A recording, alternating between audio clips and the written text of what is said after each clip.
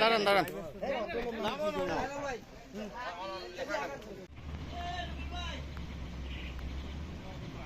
আসলে গত 2-3 দিন যে মুষলধারে বৃষ্টি হয়েছে, এই বৃষ্টির কারণে আমাদের এখানে 70 থেকে 80 ঘর মানুষ এই বুড়িমারি সংলগ্ন বুড়িমারি রেল স্টেশনের পাশেই এনারা পানিবন্দী অবস্থায় 2-3 দিন থেকে আছে এবং এই পানি নিষ্কাশনের যথাযথ ব্যবস্থা না থাকার কারণে প্রত্যেক বছরেই এনারা এরকম পানিবন্দী অবস্থায় থাকে।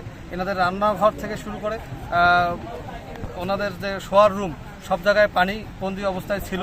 গতকালকে উপজেলা প্রশাসনের সহায়তায় আমরা বিভিন্ন রাজনৈতিক নেতৃবৃন্দ আমরা পানি নিষ্কাশনের ব্যবস্থা করেছি এবং আজকে আমরা বুড়িমারি ইউনিয়ন বিএনপির পক্ষ থেকে আমরা এখানে আমাদের ইউনিয়ন বিএনপির অর্থায়নে আমরা এখানে এই 70-80টি পরিবার এদেরকে আমরা শুকনো খাবার থেকে শুরু করে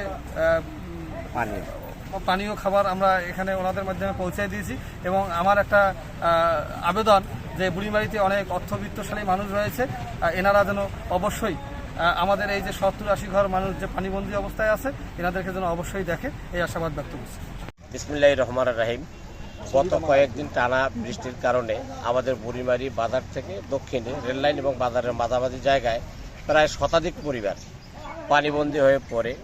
আমরা উপজেলা প্রশাসনের সাথে যোগাযোগ করলে গতকালকে দুপুরের দিকে ইউনো মহোদয় আমাদের সাথে পুরো এলাকাটা পরিদর্শন করেন এবং উনি আমাদেরকে সুপরামর্শ দেয় এবং পানি নিষ্কাশনের জন্য উনি কিছু পাইপ আমাদেরকে দিয়েছেন। সেই অনুপাতে কিছু পানিবন্দী মানুষ এখন পর্যন্ত মুক্তি হয়েছে, বাকি এলাকায় এখনও পানি জুড়ে আছে। এখানে কিছু কালভার্ট বা একটা ক্যানেলের জরুরি প্রয়োজন, এটা আমি প্রশাসনের দিকে অনুরোধ করবো যাতে ওনারা এটা লক্ষ্য করে এই প্রশাসন কালভার্ট এবং যেখানে যে ব্রিজ ছোট ছোট ব্রিজ লাগবে এগুলো দিলে আমরা উপকৃত হব। মঙ্গল এবং বুধবার মুষলধারে বৃষ্টির কারণে বুড়িমারি বাসকল থেকে রেল স্টেশন পর্যন্ত পাকা রাস্তা এবং রেলের মাঝে যে বসত বাড়িগুলো রয়েছে এগুলা পানিবন্দী হয়ে গিয়েছিল। আমরা ইউনো সহযোগিতায় পানি বের করতে সক্ষম হয়েছি, এখনও কিছু পানি রয়ে গেছে এবং বুড়িমারি ইউনিয়ন বিএনপির পক্ষ থেকে আমরা এই পানিবন্দী মানুষদের জন্য শুকনো খাবারের ব্যবস্থা করেছি।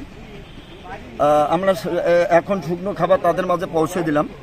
আমি আশা করব বুড়িমারিতে যারা শিল্পপতি এবং বড় বড় ব্যবসায়ী রয়েছেন তারা এদের সেবায় এগিয়ে আসবেন এবং এদের যথাযথ সেবা করবেন এবং কিভাবে এখানে স্থায়ী সমাধান করা যায় পানি বের হওয়ার সে ব্যাপারে সহযোগিতা করবেন, এই আশাবাদ ব্যক্ত করছি।